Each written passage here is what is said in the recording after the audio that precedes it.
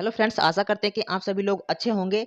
जैसा कि आपको पता है कि एएनएम का डीबी चल रहा है और हम उस पर लगातार लाइव अपडेट आपको दे रहे हैं, क्योंकि हमने इससे पहले भी वीडियो डाली हैं और हम उन बच्चों से खुद बात करके लाइव आपको सुना रहे हैं, उनके द्वारा कही गई बातें कि वहाँ क्या मान्य हो रहा है, क्या नहीं मान्य हो रहा। लेकिन फिर भी बच्चों के बहुत ज़्यादा क्वेश्चन आ रहे हैं, उन्हें डाउट हो रहा है, तो वो सारे डाउट मैंने यहाँ पर इस वीडियो में लेने की कोशिश की है। अगर आपका कोई डाउट रह जाता है तो कमेंट करना, हम उसे अगली वीडियो में सेलेक्ट कर लेंगे। तो दोस्तों यहाँ पर देख सकते हैं, मैं पहले दिखा देता हूँ, ये सारे डाउट हैं जो कि अभी भी आपके सारे डाउट आ रहे हैं डीबी होने के बाद। तो सबसे पहले शुरू करते हैं। पहला, स्व घोषणा पत्र कैसे बनेगा। जी हाँ दोस्तों, बच्चों को यही नहीं पता चल पा रहा कि ये स्व घोषणा पत्र क्या है, क्योंकि वहां से एक लिस्ट जारी हुई है जो कि उसके अनुसार डॉक्यूमेंट लगाने हैं। आपको केवल 10 डॉक्यूमेंट वहां पर दिए गए हैं, बाकी लगाने हैं या नहीं लगाने ये भी मैं आपको बताऊंगा। तो वो लिस्ट देख सकते हैं। पहले आपने वो लिस्ट देख भी ली होगी, लेकिन मैं दिखा देता हूँ। देख सकते हैं, ये वो लिस्ट है जिसके अनुसार आपको वहाँ पर डॉक्यूमेंट जमा करने हैं। ये ऑफिशियल लिस्ट है जो कि वहीं पर दी जा रही है आपको,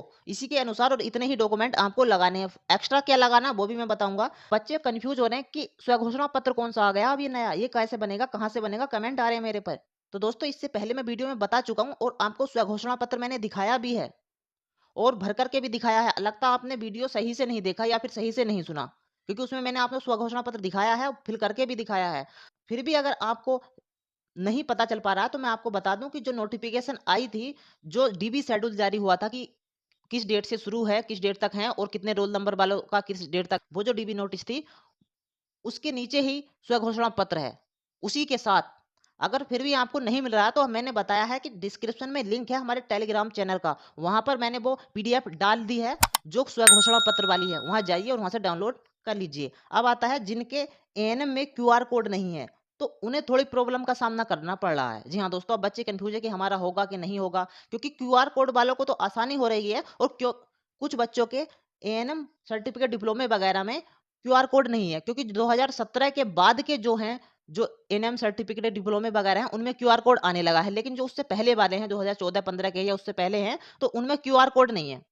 तो जिनमें क्यूआर कोड है उनका क्यूआर कोड स्कैन किया जा रहा है, पूरी मार्कशीट को स्कैन की जा रही है और तब जा करके वो वेरीफाई हो रहे हैं। जिनमें क्यूआर कोड नहीं है उन्हें अलग भेजा जा रहा, मतलब कि अलग स्थान पर नीचे भेजा जा रहा कि वहां जाइए, वहां से वेरीफाई कराइए। मतलब ले रहे हैं, ऐसा नहीं है आप घबरा रहे हैं कि पता नहीं हमारे में तो क्यूआर कोड है ही नहीं, कैसे चलेगा।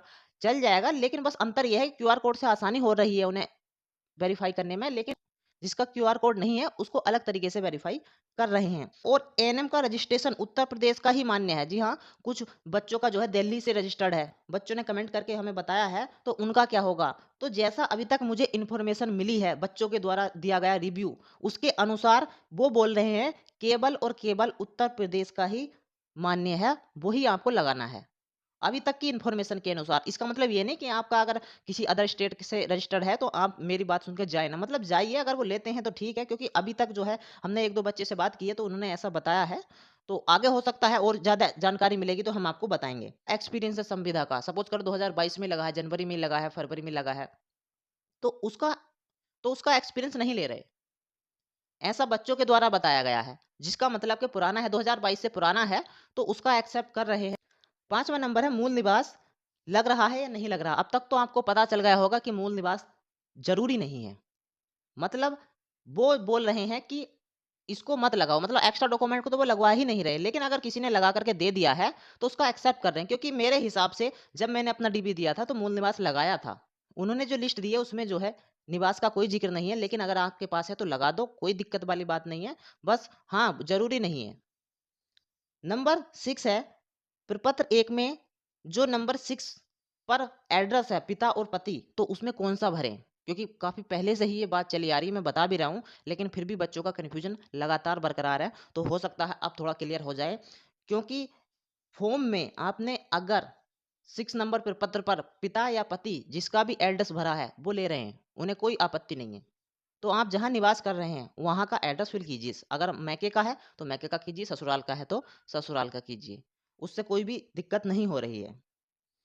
बायोमेट्रिक 7 नंबर है, बायोमेट्रिक में प्रॉब्लम आ रही है। जी हाँ, बायोमेट्रिक में कुछ बच्चों की प्रॉब्लम आ रही है कि जो आइरिस स्कैन होता है, आंख का स्कैनिंग किया जाता है, वो स्कैन नहीं हो पा रहा। किसी के फिंगर में प्रॉब्लम आ जाती है, किसी के आइरिस वाले में प्रॉब्लम आ जाती है, स्कैन नहीं हो रहा, मतलब वेरीफाई नहीं हो पा रहा कि बंदा वही है या कोई दूसरा है। उसमें आपको 2 से 3 बार ट्राई किया जाएगा। अगर फिर भी नहीं होता तो आपको कहा जाएगा कि हाथ धो करके आइए, मुँह धो करके आइए, उसके बाद स्कैन किया जाएगा।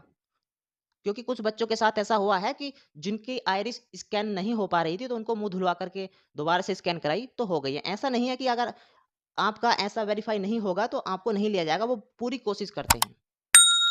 तो अगला देखते हैं 8 नंबर, प्राप्तांकों का विवरण। जी हाँ, प्राप्तांकों का विवरण एएनएम वाले की बात कर रहा हूँ मैं। एएनएम वाले का विवरण भरना है। मैंने पीछे भी बताया था, लेकिन बस सब्जेक्ट हो रहे थे ज़्यादा। सब्जेक्ट हो रहे थे ज़्यादा, कॉलम थे कम। तो कैसे करना है ये भी बताया गया है। एक ही जो रो है उसकी 2 बना लेनी है। कैसे बनानी है वो भी मैं आपको इस वीडियो में दिखाने वाला हूँ, और तब आपको फिल करना है। तो यहाँ पर देख सकते हैं, ये हमने कुछ फिल करके दिखाया है प्रपत्र 4। तो इस प्रकार से फिल होना है। यहाँ पे शॉर्ट में डाल दो, यहाँ पे कोई हिंदी में इंग्लिश में उससे फ़र्क नहीं पड़ता। ये डाल दो यहाँ पर सब्जेक्ट शॉर्ट में, क्योंकि पूरा नहीं आएगा। अगर पूरा भी लिखना चाहो तो यहाँ पर लिख सकते हैं, आगे तक आ जाएगा, क्योंकि हमें आगे इन कॉलम में कुछ लिखना नहीं है। तो यहाँ तक अगर लिखा हुआ, यहाँ तक 1-2 कॉलम आगे भी आ जाता है सामने, तो कोई दिक्कत नहीं है, लिख सकते हैं आगे। तो दोस्तों यहाँ पर देख सकते हैं, हमने यहाँ पर एक रो की 2 रो बना ली हैं और सारे नंबर यहाँ पर आसानी से आ गए हैं। तो इस प्रकार से आप भी फिल कर सकते हैं और आपके सारे नंबर एएनएम के आ जाएँगे। मार्कशीट में भी दिखा देता हूँ किस प्रकार से आपको जोड़ना है। यहाँ पे देख सकते हैं, ये मार्कशीट है और इसमें कैसे करना है, ये जो मैक्सिमम मार्क्स हैं और ये मार्क्स हैं, इन दोनों को जोड़ना है। जी हाँ, प्रत्येक सब्जेक्ट के जैसे 75 हैं और 25 हैं, इनको 100 का पूर्णांक बनाना है, और वैसे ही ये 43 और 22 इनको जोड़ करके ये टोटल 65 मार्क यहाँ पर हैं। तो पूर्णांकों को इन्हों आपस में जोड़ना है सबको, और प्राप्तांकों को आपस में जोड़ना है। तो यहाँ पर इन दोनों को जोड़ करके पूर्णांक 100 का हो जाएगा इस सब्जेक्ट का, इसका 100 का, इसका 100 का, 100, इसका 200 का, इसका 200 का। वैसे ही इसमें करना है। ठीक है? और उसके बाद फिल कर देना। फिल किया हुआ हमने आपको दिखाया ही है। आगे बढ़ते हैं। नंबर 9 है, फोटो पर और डॉक्यूमेंट को कैसे अटैच करना है। तो हमने पहले भी बताया था, उसके ऊपर अपने खुद के साइन कर देने हैं बस, और अपने सभी डॉक्यूमेंट पर सेल्फ अटैच करना है। चाहे आप यहाँ पर कर सकते हैं, वहाँ पर भी कर सकते हैं।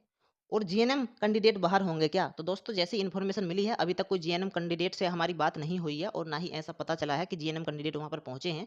लेकिन अगर आप जीएनएम कैंडिडेट हैं, तो आप अगर वहाँ पर जाएँगे तो हमारे साथ इन्फॉर्मेशन ज़रूर शेयर करना, क्योंकि अभी पता नहीं चल पाया है कि जीएनएम वालों को भी ले रहे हैं या कोई प्रॉब्लम आ रही है। ठीक है? अब आता है 11 नंबर पर, कि अगर जाति प्रमाण पत्र पति का है तो क्या होगा? तो अगर जाति प्रमाण पत्र आपका पति का है, पिता का नहीं है, तो आपको एफिडेविट लगाना है। वो बोल रहे हैं, वहाँ पर बोला है, क्योंकि जैसा बच्चों ने फीडबैक दिया है, रिव्यू दिया है, उसके अनुसार बता रहा हूँ मैं, कि वहाँ पर उन्होंने बोला था कि एफिडेविट लगा दो अगर आपके पास पिता का नहीं है और पति का है इस समय। एफिडेविट लगा दो, आपका पति वाला ले लिया जाएगा। मतलब कि साथ में एफिडेविट लगा करके पति वाला भी कास्ट सर्टिफिकेट ले लिया जा रहा है। ठीक है? और अगर आपके पास एफिडेविट नहीं है, तो हो सकता है वो ऐसे भी पति वाला कास्ट सर्टिफिकेट ले लें, लेकिन ये नहीं कह सकते कि आपको रिजर्वेशन मिलेगा या नहीं मिलेगा, क्योंकि नोटिफिकेशन में साफ-साफ लिखा हुआ है, केवल पिता पक्ष का ही मान्य होगा। और अन्य कोई भी एफिडेविट है, जी हाँ दोस्तों, अन्य किसी भी प्रकार की गलती का कोई भी एफिडेविट है, तो वो भी लगाना है। ऐसा नहीं है कि जो स्लिप आपको दी जाती है वहाँ पर, कि उसी के अनुसार डॉक्यूमेंट लगाने हैं, वही डॉक्यूमेंट लगाने हैं, तो केवल वही लगाने, और कुछ नहीं लगाओगे। और कुछ भी लगाने हैं, और उनके एफिडेविट भी लगाने हैं। अगर आपकी कोई गलती है, अगर आपकी कोई डॉक्यूमेंट में गलती है, तो एफिडेविट लगाना है। ये मत समझना कि एफिडेविट उन्होंने लिस्ट में नहीं दिया तो हम एफिडेविट ना लगाएं। एफिडेविट भी आपको लगाना है। ठीक है? वो एक्सेप्ट कर रहे हैं, ले रहे हैं एफिडेविट को भी। बायोमेट्रिक स्लिप कैसे फिल होगी? ये बायोमेट्रिक स्लिप है, और बाकी वहीं पर बता दिया जाएगा। आपकी बेसिक जानकारी उसमें फिल करनी होती है, नाम, अनुक्रमांक वगैरह, रजिस्ट्रेशन नंबर, और आपकी वेरीफाई हो चुकी है बायोमेट्रिक वगैरह, ये सारी चीजें। कितने लोग बाहर हुए डीबी में? ये सबसे ज्यादा क्वेश्चन हो सकता है आपके माइंड में भी चल रहा हो, कि कितने बच्चे बाहर हो गए, कितनों को वहाँ से निकाल दिया गया उनकी डॉक्यूमेंट की कमी की वजह से, या फिर किसी और वजह से। तो मैं आपको बता दूं कि कमी तो काफ़ी में पाई गई, लगभग होंगे 15 से 20% लोगों के डॉक्यूमेंट में कुछ ना कुछ कमी थी, लेकिन उन्हें निकाला नहीं गया है। हाँ, उन्हें ऐसा नहीं कि आपको डॉक्यूमेंट में कमी है और बाहर कर दिया कि जाओ। नहीं, उनकी प्रॉब्लम को सोल्व करने की कोशिश की है। अगर फिर भी उनको प्रॉब्लम सोल्व नहीं हो पा रही है, तो उन्हें 1-2 दिन बाद बुलाया जाएगा फिर दोबारा से सोल्व आउट करने की कोशिश की जाएगी, इसलिए कोई भी डीबी से बाहर नहीं हो रहा है। तो दोस्तों ये सारी जानकारी हमने जो कलेक्ट की है, वो कल दे करके आए बच्चों ने हमें बताया है, जो डीबी दे करके आए हैं उसके अनुसार हमने ये जानकारी दी है। अगर आपको ये हमारी वीडियो, हमारी मेहनत पसंद आती है, तो लाइक करना और वीडियो को ज़्यादा से ज़्यादा शेयर करना, और चैनल को तो सब्सक्राइब कर ही लेना, क्योंकि हमारे चैनल पर सही और सटीक जानकारी मिलती है। मिलते हैं नेक्स्ट वीडियो में। Okay, bye bye, thank you.